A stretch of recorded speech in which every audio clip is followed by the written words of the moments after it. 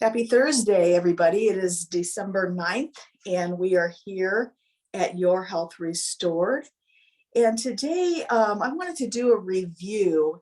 I know we've talked about this in the past, but since it's December and it's winter, I think it's a good time to talk about a very important topic right now, and that is immune system health.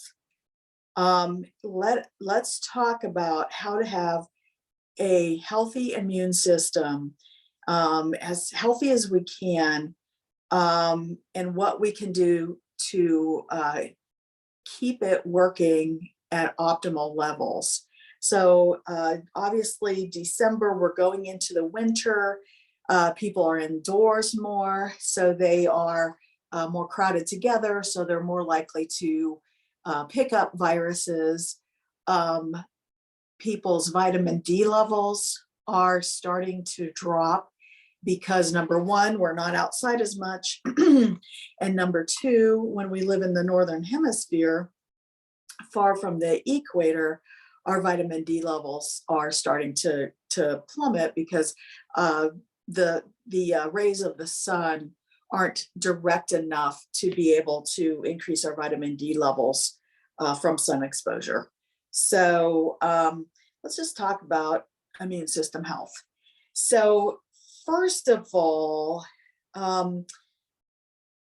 what are some things that will cause our immune systems to not work as well as they are designed to work?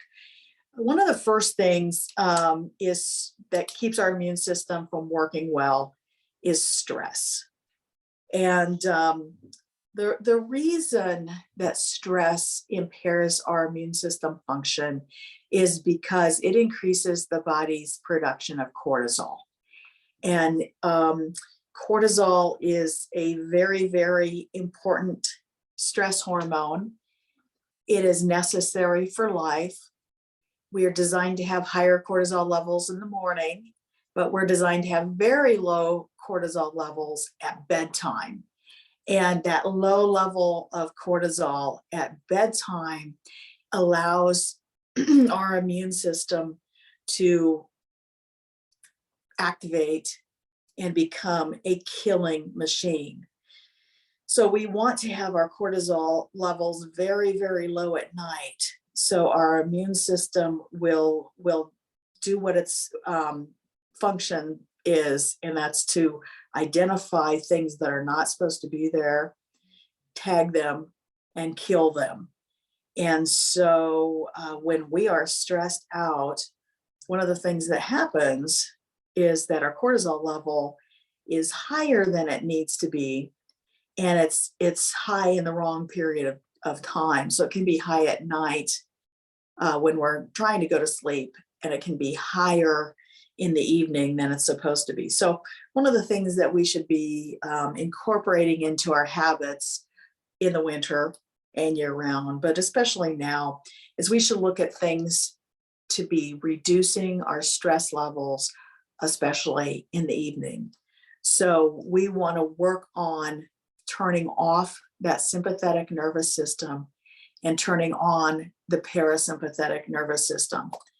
And we had talked about that in this group before several times.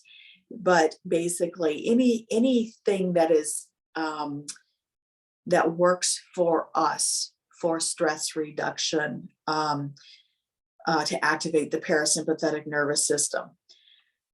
Everybody is different when it comes to activities that will work for them. Some people like to do crafty kind of things, anything where we can relax, concentrate on our activity, slow down our breathing, slow down our thoughts, and reduce our stress hormone production is going to be helpful for that. So things like prayer, meditation, crafts, activities, there's just a million things, but we want to reduce that cortisol and adrenaline output at night.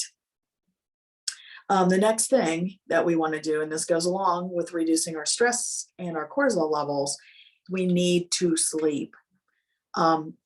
Sleep is necessary for a lot of our immune system activation. And our immune systems are designed to work while we're asleep. And we really need to be getting that 7 to 8 hours of good quality sleep for our immune systems to kind of kick in and really work. One of the things that is really helpful for immune system function is melatonin. And there are, I forget the reason that melatonin works, but we know that when melatonin levels are high, immune system function is also high. And, immune system function means that we're going to be able to fight off viruses and bacteria and parasites and yeast and funguses, but it also means that we're going to be able to fight off cancer cells as well. And interesting studies have been done that look at cancer rates in people who work night shift, who don't have that normal daily high levels of melatonin because they're working, instead of sleeping. And unfortunately, there's an increased risk of cancer, including breast cancer, in people who work night shift.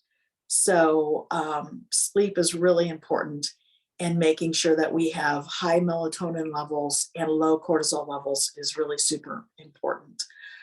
Another thing for immune system function, and making sure that the cells that kill things, those are called killer cells or T lymphocytes. And T lymphocytes cannot function well if we have a blood sugar over 120. So if we have a blood sugar higher than 120, then we have a stunting of our killer lymphocytes for about 8 hours. And that is really problematic. One of the things with COVID that people identified at the beginning of that pandemic with COVID is that it was people who had diabetes and people who are overweight had a much higher rate of being hospitalized and dying from COVID. And one of the things that could potentially be the cause of that is, a lot of times people who have type 2 diabetes, they might never have a blood sugar in the normal range. When I did primary medicine, a lot of times I'd see type 2 diabetics who were waking up in the morning with their fasting blood sugars greater than 120. And then they would start eating at that point and their blood sugars would never get below that. So that's frightening to think that a blood sugar greater than 120 could potentially be stunting somebody's killer cells for 8 hours at a time. So that is a really good reason for people to keep their blood sugar levels normal. And maybe think about watching their carb intake, maybe doing some intermittent fasting to make sure that blood sugar level is getting low enough for several hours of the day for the immune system to work well. One thing about immune system function is we have to look at what is happening during an infection. And one of the things that happens during an infection is that people tend to have an increase in their body temperature and they tend to run a fever. And the first thing that we do for comfort is that we treat fevers, and we use things like Tylenol or ibuprofen or other nonsteroidals for fever reduction. And certainly if somebody has a very high fever above 105, 106, then that certainly needs to be treated. But we have to really think about, why does the human body, why do we develop a fever in the first place? And a lot of it, might be so that our immune system cells work optimally and as an antiviral effect. So, I'm not saying that we, need to have a temperature of 105 and let it just run its course, but at lower temperatures, lower fevers, instead of jumping on top of it with Tylenol and nonsteroidals, it may be more prudent to use other things to cool people down, like cool compresses and things like that. Specifically, there might be some problems with Tylenol or acetaminophen because it does decrease the production of a compound called glutathione, which is a very strong free radical scavenger and is really important for decreasing inflammation and improving healing. And when we use Tylenol, we have a very big decrease in glutathione. And that's why Tylenol overdoses are very, very damaging for the liver, because when we overdose on Tylenol, we decrease glutathione production and we can have free radical damage that actually kills the liver cells. But something also interesting is that when we use, or have been studies that show that children, babies who are given Tylenol for ear infections during the first year of life have an increased risk of asthma. And so there is also glutathione in lung tissue. And it's possible that using Tylenol might interfere with the glutathione in the lungs as well and increase problems with asthma and wheezing later on. So anyway, just something to be cautious about. I think whenever we interfere with a normal physiologic response, we have to wonder if we could be getting an adverse problem with that. So, potentially avoiding Tylenol and nonsteroidals for fever. So then let's talk about supplements for our immune system. And we'll talk about supplements to prevent a viral illness, and then supplements to treat a viral illness. And so basically they're the same things, just different amounts. So for prevention, to keep our immune system healthy, and you probably all heard this already if you've seen me, but for prevention, for a strong immune system, we want to make sure we're using our vitamin D. Vitamin D is actually vitamin D3 specifically. It's actually a pro-hormone. So it binds to receptors on the cell surface and inside the cell surface to activate chemical processes. And I forget, there's several thousand processes that vitamin D might be needed for. The dosage for prevention, 5,000 to 5,000, maybe in people who are older, or maybe people who are overweight can be using 10,000 international units per day. Some people will have a problem at higher dosages. I've never seen any problems, but I know anecdotally that people have had problems at higher dosages. But remember, vitamin D3 needs to be given with vitamin K2 to prevent increased calcification or calcium absorption. Vitamin D3 in the gut causes absorption of calcium, and people can develop too much calcium that can be deposited in their arteries and their joints and can be excreted in their kidneys and cause kidney stones. So vitamin K2 tells your body what to do with the extra calcium. So they need to be used together. And the dosages of K2 could be, 70 to 100 micrograms, with that dosages of 5,000 to 10,000 IUs of D3. So prevention, vitamin C. Now,